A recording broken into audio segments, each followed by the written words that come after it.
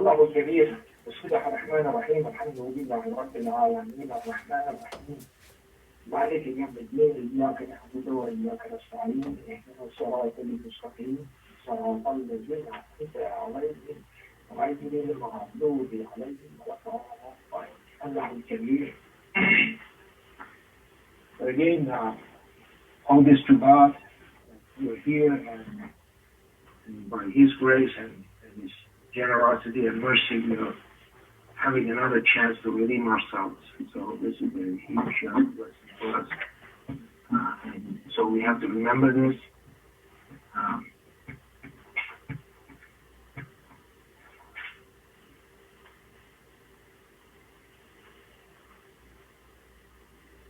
So it's a very important occasion during the week, and so we have to make sure that we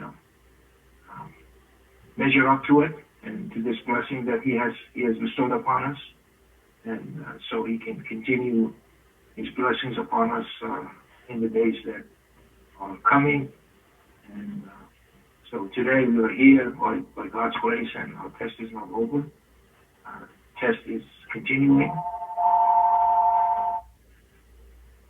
So we have to make sure that we understand this huge blessing from Him, this huge favor that He's bestowed upon us today.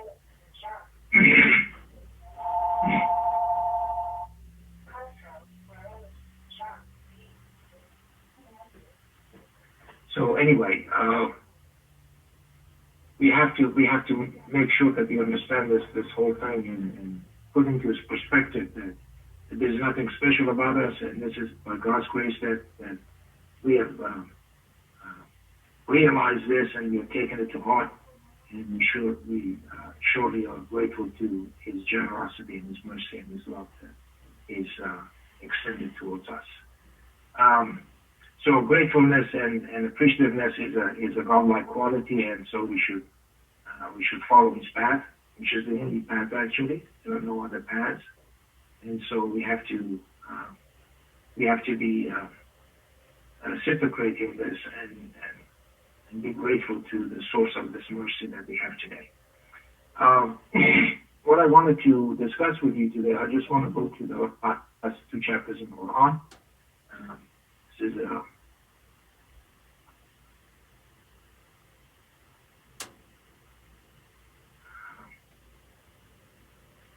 chapter 113 and 114, and in these two chapters, God is giving us this instruction basically, and He tells us what to say.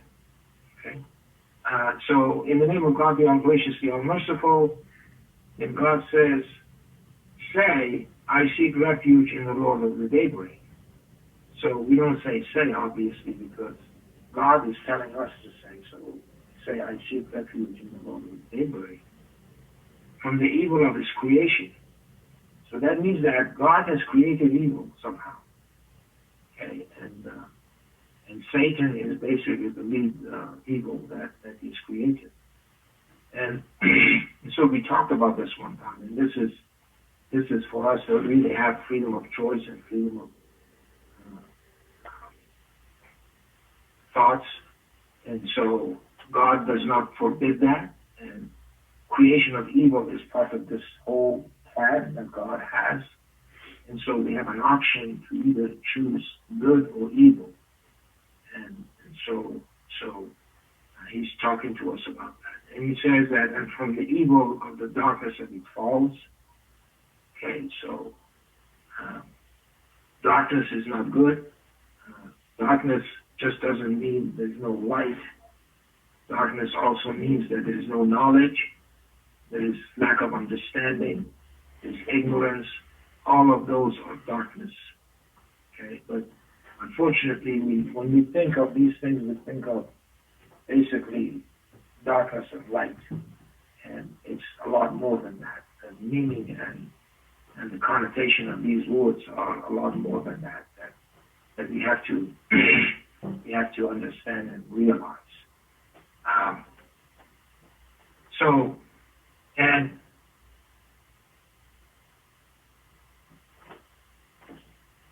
And God says, from the evil of the darkness that it falls, and from the evil of the mischievous ones. Okay? these are the entities that that whisper in your ears, basically, if you like. And so we have to make sure that we understand that when we have a bad idea that's approaching us, this is this entity here that the evil of the mischievous was. So these are these entities that are trying to transmit these thoughts into us. And so we have to be on guard for that. Okay? And so we came up with this saying that we say 9 times during the day, during our prayers. Ashhadu an la ilaha illallah. We should do more than that. We should do it when you wake up, when you go to sleep, during the day. Okay?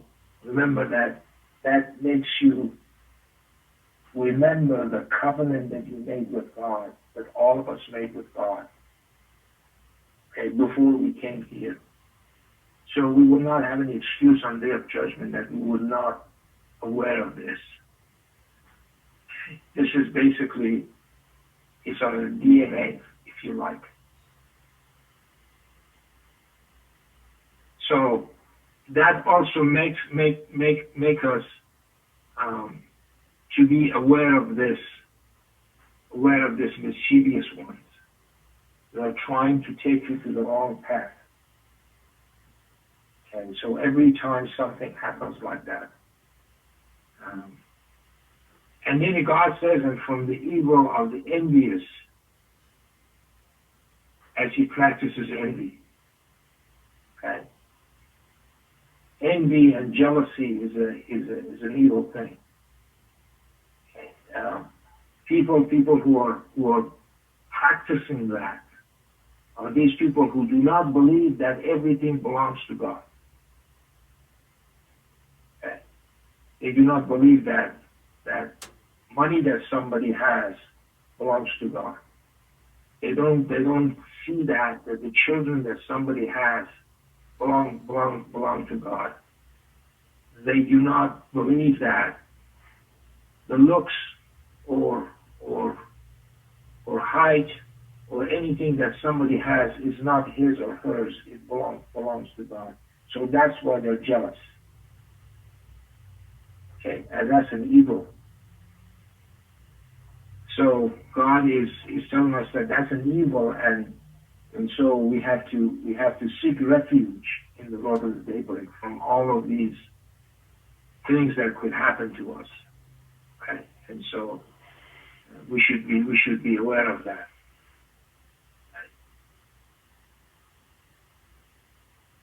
Then in the next chapter 114, in the name of God, the All-Gracious, the All-Merciful. Again, God is telling us, proclaim or say, I seek refuge in the Lord of the people. Okay? So our only refuge is God. There are no other places to go to be safe from these things. Okay? Now, remember, we go through the Quran a lot, and we forget things. We forget the examples that were set out in the Quran. Those examples are the example of Joseph. Okay? Joseph was tempted. And the first thing that comes to his mind is exactly this. Okay? He doesn't say, A'udhu bi Rabbin Nas. He says, A'udhu Billah. Okay? Mary, on the other hand, she thought that God's messenger, and he says, we send our spirit to her, in the shape of a perfect man, had bad thoughts about her. And she says, I seek refuge in the All-Gracious, unless you are righteous.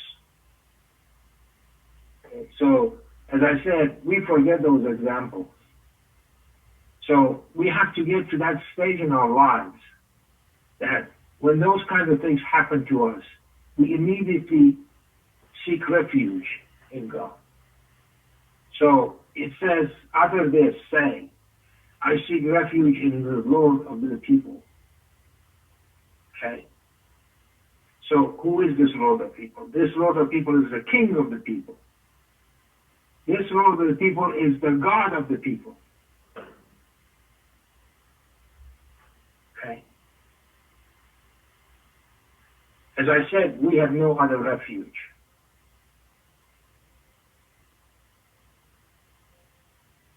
From the evil of the whispering devil. Okay? Remember now? They were tempted. They were tempted. They were alone. Nobody was around. They didn't take the wrong path. They took the right path. They took the path of righteousness.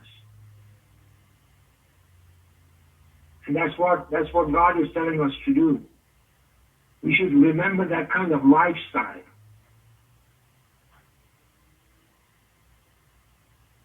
So he says, the one who whispers into the hearts of the people. As I was saying in the previous, the mischievous ones. Okay? This is the one who comes up with an idea to you. And that idea is an evil idea. And so, again, we have absolute freedom of choice right there. Which way to go? Which path to choose? Absolute freedom of choice. And the interesting thing is that we know what the wrong choice is. The wrong choice for Joseph was absolutely open. He could have done it.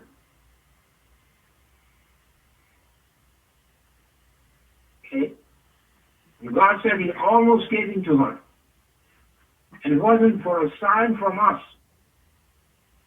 God sent him a sign. And he saw the sign. And he chose the right path. And the interesting thing is that the right path was more arduous than the wrong path.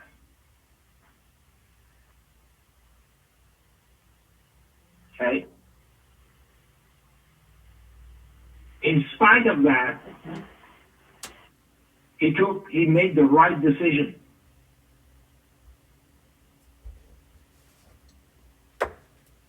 Okay?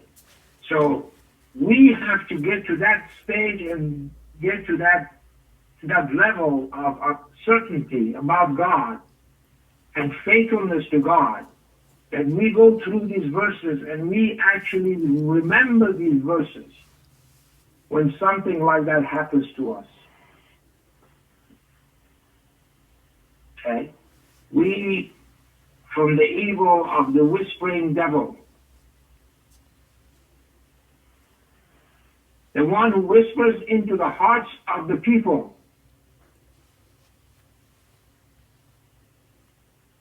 could be from jinns and humans. So you could have, they're not all jinns, they're not all the son of Satan. They could be also humans. They could be your friends. They take you the wrong path.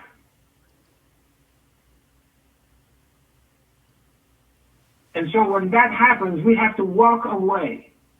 And it doesn't matter. It doesn't matter if they're our friends, they're holding high positions in the society, they have apparent success in the society. Do not be impressed by the apparent success. Their apparent success in the society is what God is telling us. They could have all kinds of attributes that we could be coveting. Let's put it that way. God says, don't do that. Jealousy is bad. Coveting something is bad. Thou shalt not covet. It eats you up. an evil thing to do.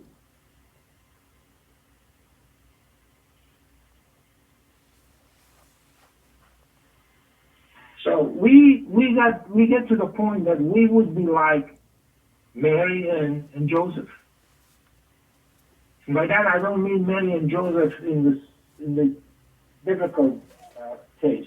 This Joseph he lived 1,500 years before Mary. Okay, this is Joseph the prophet.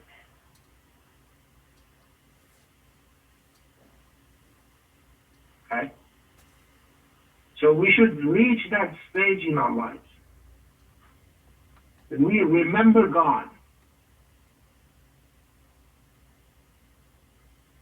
We can't just be dumb, deaf, and blind all the time and go about our business. And then when bad things happen to us, we complain. We can't do that because we have to make sure that we understand these verses. That God wants us our good. And He knows we are bombarded by these things every day. And so He wants to save us. He wants to give us refuge. He wants to protect us. We have to initiate this. We have to remember these verses. Remember the people who abided by these verses.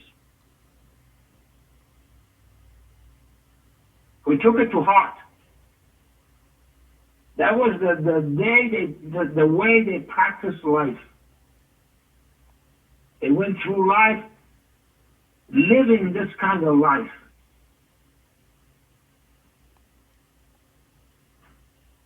So we have to emulate them. We have to remember the Quranic narrations. We have to remember God in our mind, in our hearts, in our souls, and love Him and obey Him for our own good.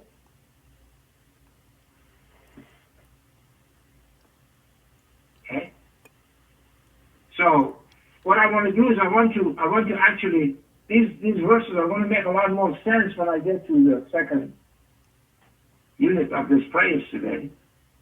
Okay? When we go into the mathematics, details of the mathematics. See how this is actually makes more sense now from the evil of the whispering devil, from the one who whispers into the hearts of the people, from jinns and humans. Okay. Why it makes so much sense that God is actually saying these things at this stage of the Quran, at 114.6. Okay. I'm going to stop here and finish this unit. Allahu Kareem.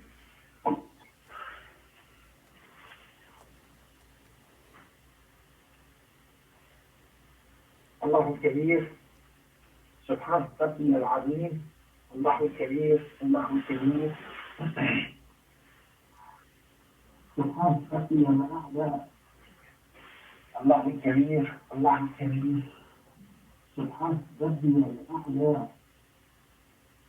الله الكبير الله الكبير بسم الله الرحمن الرحيم الحمد لله رب العالمين الرحمن الرحيم مالك يوم الدين إياك نعبد وإياك نستعين اهدنا الصراط المستقيم صراط الذين أنعمت عليهم غير المغضوب عليهم ولا